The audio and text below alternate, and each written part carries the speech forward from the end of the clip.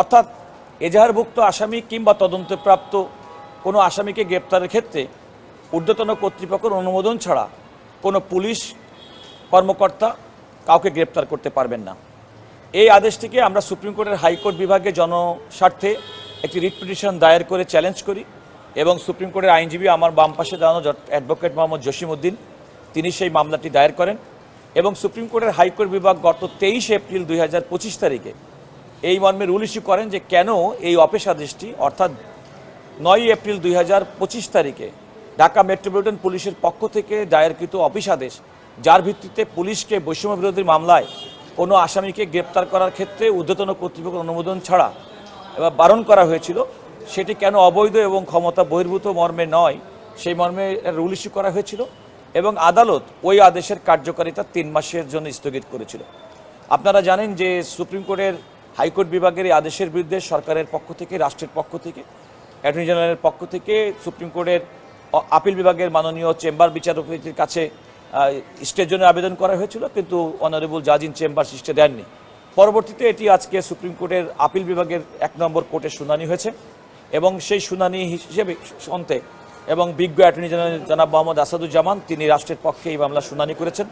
আমি মোহাম্মদ রুহুল কুদ্দুস কাজল senior advocate আমি writ পিটিশনারকারী অর্থাৎ অ্যাডভোকেট মোহাম্মদ জসিমউদ্দিনের পক্ষে জনস্বার্থে দায়েরকৃত মামলায় আমি শুনানি করেছি। আদালত শুনানি করে হাইকোর্টের আদেশটি বহাল রেখেছেন এবং হাইকোর্ট বলেছেন যে আদালত বলেছেন যেহেতু মামলাটি হাইকোর্টে বিচারাধীন সুতরাং সেটি এখানে নিষ্পত্তি হবে। এই আপিল বিভাগের আজকের এই আদেশের অর্থ হলো যে ডিএমপির পক্ষ থেকে গত 9 এপ্রিল 2025 তারিখে যে আদেশের মাধ্যমে বৈষম্য বিরোধী মামলায় কোনো ব্যক্তিকে ঊর্ধ্বতন কর্তৃপক্ষের অনুমোদন ছাড়া গ্রেপ্তার করতে পারবে না বলে যে নিষেধাজ্ঞা ছিল কিংবা তদন্তপ্রাপ্ত ব্যক্তিকে গ্রেপ্তার করতে পারবে না বলে যে নিষেধাজ্ঞা ছিল সেই নিষেধাজ্ঞাটি আর থাকলো না। অর্থাৎ হাইকোর্টের আদেশটি বলবৎ থাকলো। হাইকোর্ট 23 এপ্রিল 2025 তারিখে যে আদেশ দিয়েছিল ওই আদেশের কার্যকারিতা স্থগিত করে সেটি বহাল থাকলো।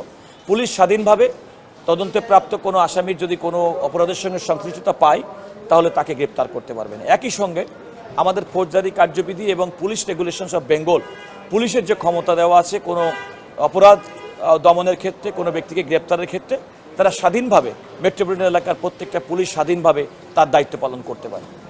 এখানে একটি কথা বলে রাখি এই মামলাটি জনস্বার্থে করা হয়েছিল। জনস্বার্থ হচ্ছে এমন একটি মামলা যে মামলায় অনেক মানুষের স্বার্থ জড়িত আছে। আমরা বলেছি আমরা এমন একটা সমাজে বসবাস করি যে সেখানে অপরাধ সে যে নামে তাকে ডাকা হোক না কেন সুতরাং অপরাধকে দমন করার জন্য অপরাধীকে শাস্তির আওতায় আনার জন্য আমাদের ফৌজদারি কার্যবিধির যে বিধান সেই বিধানটিকে কোনো আদেশের মাধ্যমে সেটাকে অকার্যকর করা যায় না। এই অকার্যকর করা যায় নাই বলেই আমরা হাইকোর্ট ডিভিশন থেকে রুল পেয়েছিলাম এবং স্থগিতাদেশ পেয়েছিলাম যেটি এখন বহাল হলো এবং আমি আবারও বলি যে আজকের আপিল বিভাগের এই আদেশের পরে আপিল বিভাগের মামলাটিও আজকে নিষ্পত্তি হয়ে গেল, বিজ্ঞপ্ত স্থগিত থাকবে। এই আজকে সুপ্রিম কোর্টের আপিল বিভাগের আদেশের অর্থ হচ্ছে গত 9 এপ্রিল 2025 তারিখে ঢাকা মেট্রোপলিটন পুলিশ কমিশনারের পক্ষ থেকে যে আদেশ জারি করা হয়েছিল যে মহানগরের প্রত্যেকটা অফিসার ইনচার্জকে উদ্দেশ্য করে তারা যেন বৈষম্য বিরোধী মামলায় কোনো ব্যক্তিকে গ্রেপ্তারের ক্ষেত্রে ঊর্ধ্বতন কর্তৃপক্ষের অনুমতি নেয় কিংবা তদন্তে প্রাপ্ত কোনো ব্যক্তির বিরুদ্ধে তাকে গ্রেপ্তার করতে গেলেও যেন ঊর্ধ্বতন কর্তৃপক্ষের অনুমোদন নেয়। সুতরাং এই অনুমোদনটির প্রয়োজন হবে না, পুলিশ তার স্বাধীনভাবে কাজ করবে। নাগরিক হিসেবে আমাদের প্রত্যাশা, রিট পিটিশনের প্রত্যাশা যে পুলিশ অত্যন্ত স্বাধীনভাবে কাজ করবে, তারা যেন কোনো ব্যক্তিকে হয়রানির জন্য গ্রেপ্তার না করেন। বিগত দিনে বিগত সরকারের সময় আমাদের অত্যন্ত খারাপ আমাদের অভিব্যক্তি সেটি হচ্ছে যে অকারণে বিভিন্ন ব্যক্তিকে রাজনৈতিক ব্যক্তিদেরকে হয়রানি করা হতো।